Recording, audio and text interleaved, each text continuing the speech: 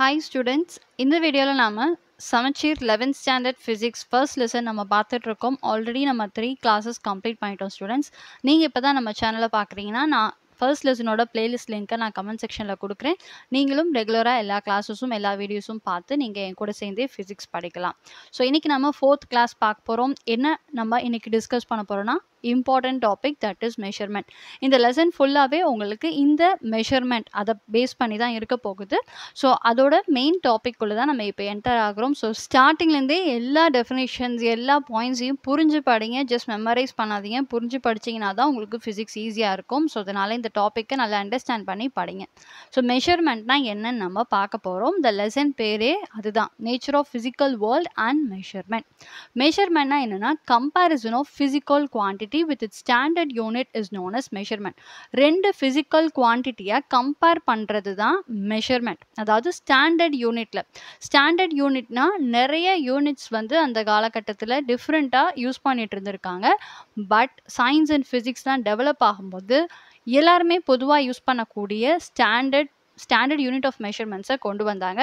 அது எல்லாத்த பற்றி தான் நம்ம பார்க்க போகிறோம். ஸோ அப்படி கம்பேர் பண்ணக்கூடிய ஃபிசிக்கல் குவான்டிட்டி தான் வந்து நமக்கு மெஷர்மெண்ட்டுன்னு சொல்கிறாங்க. ஸோ குவான்டிட்டி அப்படின்னு பார்த்தீங்கன்னா உங்களுக்கு லென்த் சொல்லலாம், வெயிட்டு, டைமு, ஃபோர்ஸு, எனர்ஜி, இது மாதிரி எல்லாமே உங்களுக்கு வந்து ஒரு குவான்டிட்டி, ஒரு நம்பரில் நம்மளால் சொல்லக்கூடிய விஷயங்கள், அதுதான் மெஷர்மெண்ட். ஸோ இது வந்து ரொம்ப முக்கியமான பங்கு வகிக்குது. நம்ம அன்றாடம் பயன்படுத்தக்கூடிய எல்லா விஷயங்களிலுமே மெஷர்மெண்ட் இருக்குது. ஒரு குக்கிங்லேருந்து நம்ம ஏதாவது ஒரு ப்ராஜெக்ட் பண்ணிகிட்ருக்கோன்னா அந்த ப்ராஜெக்ட் எத்தனை நம்பர் ஆஃப் பேஜஸ் இருக்குது, அது வந்து குவான்டிட்டி தான். நம்ம டைம் எழுதிட்டுருக்கோம், எக்ஸாம் முடிகிறதுக்கு இன்னும் ஒரு 15 மினிட்ஸ் தான் இருக்குது அப்படின்னு அந்த டைமை சொல்கிறது வந்து தட் இஸ் அ மெஷர்மெண்ட். இந்த மாதிரி மெஷர்மெண்ட் டே டு டே லைஃப்பில் நிறைய இடங்கள்ல நம்ம அன்றாடம் பயன்படுத்தியிருக்கக்கூடிய ஒன்று. அண்ட் ஃபிசிக்ஸை பொறுத்த வரைக்குமே எல்லா ஃபிசிக்கல் குவான்டிட்டிஸுமே நம்ம ஃபிசிக்ஸோட ஒன்றி இருக்கும். வந்து மெஷர்மெண்ட் இல்லாமல் ஃபிசிக்ஸ் இருக்காது. எல்லா டெஃபினேஷனும் ஃபார்முலாஸும் நீங்கள் எடுத்துக்கிட்டிங்கன்னா அங்கே ஆட்டோமேட்டிக்காக நமக்கு மெஷர்மெண்ட் வந்துடும். ஸோ அதை பற்றி தான் நம்ம டீட்டெயிலாக பார்க்க போகிறோம். ஸோ நம்ம என்ன பார்க்க போகிறோம்னா டெஃபினேஷன் ஆஃப் ஃபிசிக்கல் குவான்டிட்டி பார்க்க போகிறோம். Definition of physical quantity: quantities that can be measured and in terms of which laws of physics are described are called physical quantities. அதற்கு எக்ஸாம்பிள் நான் சொன்ன இந்த எக்ஸாம்பிள் தான். the length, mass, time, force, energy. இங்கே இருக்குது பாருங்கள், ஸ்கேலால் அளக்கிறது லென்த்து, வெயிட் போடுறது weight, mass, time and force, energy, இது எல்லாமே வந்து நமக்கு ஃபிசிக்கல் குவான்டிட்டிஸ். அண்ட் நெக்ஸ்ட் பாருங்கள், types of physical quantities. Types of physical quantities மொத்தம் 2 டைப்ஸ் இருக்குது. ஸோ ஃபிசிக்கல் குவான்டிட்டிஸ்னால் என்னன்ற ஒரு ஐடியா நமக்கு கிடச்சிருச்சு. அதில் 2 டைப்ஸ் இருக்குது. அது ஒன்று ஃபண்டமெண்டல் அண்ட் இன்னொன்று derived. So fundamental quantities and derived quantities. So fundamental குவான்டிட்டிஸ்க்கு இன்னொரு பேர் இருக்குது, that is base quantities. Base quantities. So fundamental குவான்டிட்டிஸ்னால் என்னென்னா அந்த குவான்டிட்டிஸை வச்சு தான் மற்ற குவான்டிட்டிஸை ரெப்ரசன்ட் பண்ணுவாங்க. பட் அதோட குவான்டிட்டிஸை அதை வச்சு மட்டும்தான் ரெப்ரசன்ட் பண்ணுவாங்க. அதுதான் ஃபண்டமெண்டல் குவான்டிட்டிஸ். இன்னும் புரிகிற மாதிரி சொல்லணும்னா இந்த length, mass, time, current, temperature, intensity, இது எல்லாமே வந்து ஃபண்டமெண்டல் குவான்டிட்டிஸ். இப்போ லென்த்துன்னு எடுத்துக்கிட்டோன்னா லென்த்தை நம்ம யூஸ்வலாக எப்படி ரெப்ரசன்ட் பண்ணுவோம், லென்த்தை வந்து மீட்டர்னு சொல்லுவோம். டைம் டீன்னு கன்சிடர் பண்ணிட்டா டைமை நம்ம செகண்ட்ஸுன்னு சொல்லுவோம். ஸோ இப்போ லென்த் மீட்டருங்கிறது எம்மால் நம்ம ரெப்ரசன்ட் பண்ணுவோம். That is the unit of length. அது வந்து அதோட ஃபண்டமெண்டல் யூனிட். இப்போ டைம் எடுத்துக்கிட்டிங்கன்னா செகண்ட், தட் இஸ் எஸ், அது வந்து fundamental unit. But quantities that can be expressed in terms of fundamental quantities. So இப்போ இது ரெண்டும் ஃபண்டமெண்டல் குவான்டிட்டிஸ்னு பார்த்துட்டோம். ஸோ லென்த்தை ரெப்ரசென்ட் பண்ணணும்னா மீட்டரால் தான் ரெப்ரசென்ட் பண்ணணும், டைமை ரெப்ரசென்ட் பண்ணணும்னா செகண்ட்ஸால் தான் ரெப்ரசென்ட் பண்ணணும். பட் இந்த மாதிரி இருக்கக்கூடிய ஃபண்டமெண்டல் குவான்டிட்டிஸை வச்சு ரெப்ரசன்ட் பண்ணக்கூடிய அந்த குவான்டிட்டிஸ் தான் நாம் டிரைவ்டு குவான்டிட்டிஸ்ன்னு சொல்லுவோம். ஸோ டிரைவ்டு குவான்டிட்டிஸ்க்கு எக்ஸாம்பிள் நம்ம மீட்டர்னா ஃபண்டமெண்டல் யூனிட் பார்த்தோம். இப்போ ஏரியான்னு எடுத்துப்போம். Area of the square equal to side into side, அது ஏ இன்ட்டு ஏ, எப்படி வேணாலும் நம்ம சொல்லலாம். So side of the square என்ன மெஷர்மெண்ட்டில் இருக்கும், கண்டிப்பாக மீட்டரில் இருக்கும். அண்ட் இந்த ஃபார்முலாவில் இந்த மெஷர்மெண்ட்டையும் நம்ம மல்டிப்ளை பண்ண போகிறோம். ஸோ ஒரு side value into side value, அதாவது மீட்டர் இன்ட்டு மீட்டர். ஸோ இந்த மீட்டர் இன்ட்டு மீட்டர் நம்ம பண்ணுறது மூலிமா தான் நமக்கு ஏரியாவோட யூனிட் வந்து மீட்டர் ஸ்கொயர்னு கிடைக்கிது. அப்போ பாருங்க, இந்த மீட்டர் ஸ்கொயருங்கிறது எங்கேருந்து வந்துச்சுன்னா லென்த்துங்கிற ஃபண்டமெண்டல் குவான்டிட்டியிலேருந்து வந்தது. அப்போ ஃபண்டமெண்டல் குவான்டிட்டியை யூஸ் பண்ணி நமக்கு கிடைக்கக்கூடிய இந்த மாதிரி குவான்டிட்டிஸ் தான் derived quantities. So fundamental quantities metre and derived quantity metre square ரெண்டுத்துக்குமான வித்தியாசம் இப்போ உங்களுக்கு புரிஞ்சிருக்கும். ஸோ இதை நீங்கள் அண்டர்ஸ்டாண்ட் பண்ணிக்கிட்டிங்கன்னா தான் நம்ம இனிமேல் பார்க்கக்கூடிய எல்லா டெரிவேஷனும் அண்ட் டைமென்ஷனல் அனாலிசிஸ்லாம் உங்களுக்கு ஈஸியாக புரியும். ஸோ இந்த கான்செப்டில் இப்போ நீங்கள் கிளியர் ஆகிருப்பீங்கன்னு நினைக்கிறேன். ஸோ அப்போ டிரைவ்டு குவான்டிட்டிஸ்க்கு எக்ஸாம்பிள் பாருங்கள், புக்கில் கொடுத்துருக்காங்க. Area, volume, velocity, acceleration, force, இது எல்லாமே டிரைவ்ட் குவான்டிட்டிஸ் தான். இப்போ வால்யூம்னு எடுத்துக்கிட்டிங்கன்னா, இப்போ வால்யூம் ஆஃப் தி கியூப்னு வச்சுப்போம். கியூபோட வால்யூம் என்ன? Side into side into side. அப்படி பார்த்தா உங்களுக்கு மீட்டர் இன்ட்டு மீட்டர் இன்ட்டு மீட்டர்னு வரும். அப்போ 3 டைம்ஸ் மீட்டரை நம்ம மல்டிப்ளை பண்ணால் M into M into M equal to M cube. இப்படித்தான் நமக்கு வால்யூமோட யூனிட் கிடைக்குது. இப்போ மீட்டருங்கிற ஃபண்டமெண்டல் யூனிட்டை வச்சு தான் நமக்கு மீட்டர் கியூபுங்கிற டிரைவ்டு குவான்டிட்டி கிடைக்குது. That means volume is a derived quantity. So இதுதான் types of physical quantity and அதோட எக்ஸாம்பிள்ஸ். இப்போ இது உங்களுக்கு கிளியர் ஆகிருக்கும். Next, definition of unit and its type.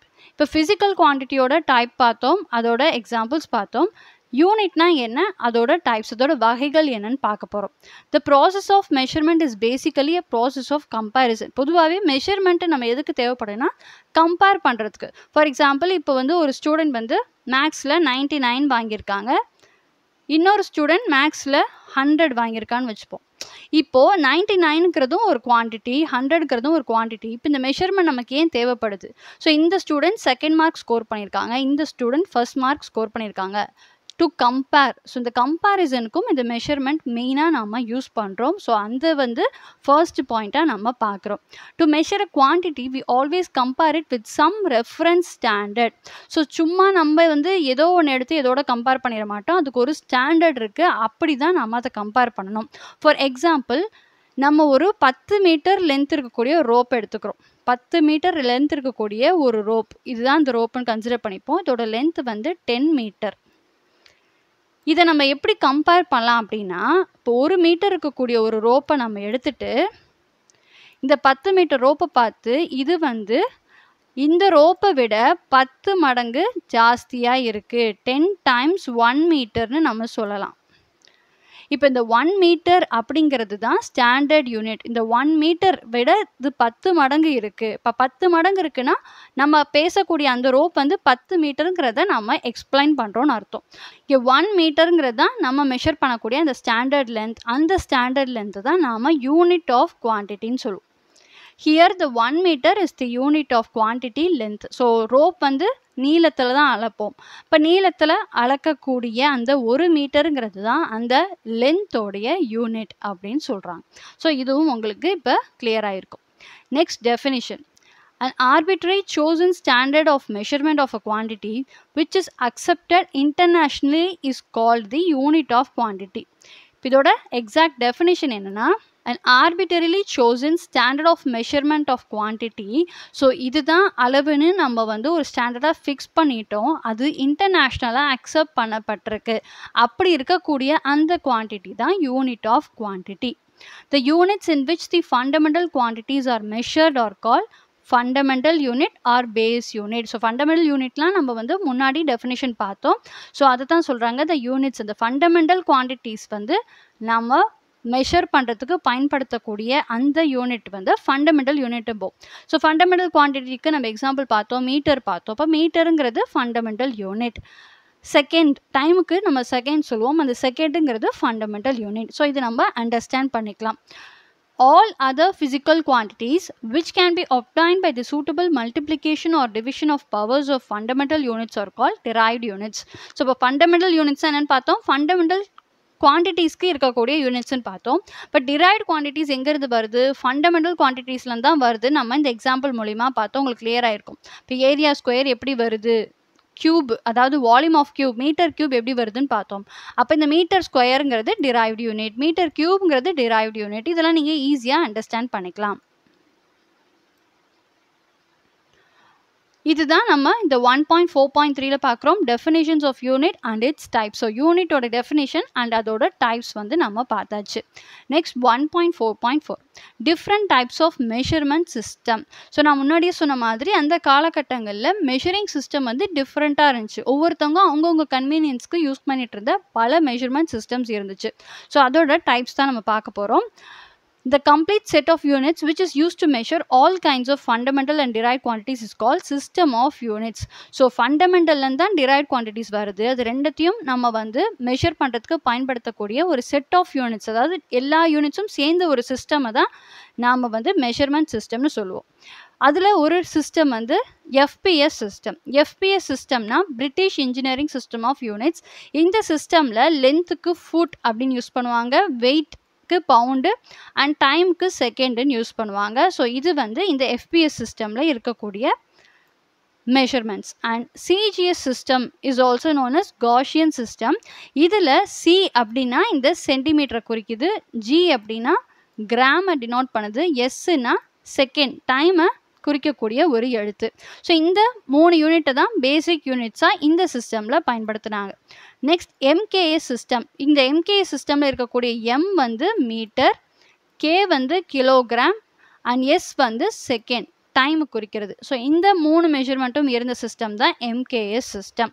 இப்போ இந்த பாக்ஸில் பாருங்க கொடுத்துருக்காங்க, சிஜிஎஸ் சிஸ்டமும் MKS system and SI system தான் மெட்ரிக் சிஸ்டம். அண்ட் மற்ற சிஸ்டம், அதாவது இந்த FPS system not a metric system கொடுத்துருக்காங்க. மெட்ரிக் சிஸ்டம்னா என்னென்னா லென்த் வந்து மீட்டரில் அளக்கக்கூடிய ஒரு சிஸ்டம்னு அர்த்தம். இப்போ சிஜிஎஸில் சென்டிமீட்டர் இருக்குது. ஸோ மீட்டர்னால் நம்ம சென்டிமீட்டரை மீட்டராக கன்வெர்ட் பண்ணிக்கலாம். எம்கேஎஸில் எம் அதாவது மீட்டர் ஆல்ரெடி இருக்குது, ஆட்டோமேட்டிக்காக அதை வந்து மீட்டரால் தான் அளக்கப்படுது.